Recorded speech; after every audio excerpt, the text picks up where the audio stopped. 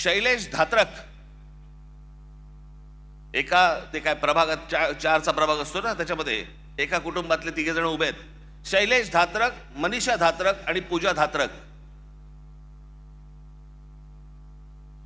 किती पैशाची ऑफर झाली असेल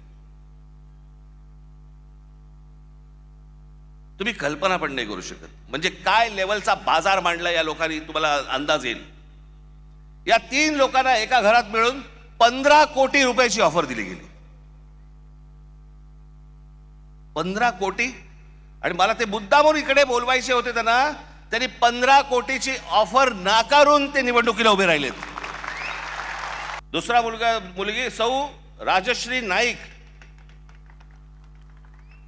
कितीची ऑफर झाली? 5 कोटी रुपयाची. 5 कोटीची ऑफर झालेली गोष्ट नाकारणारी आहे. हे महाराष्ट्राचं स्वाभिमानी रक्त.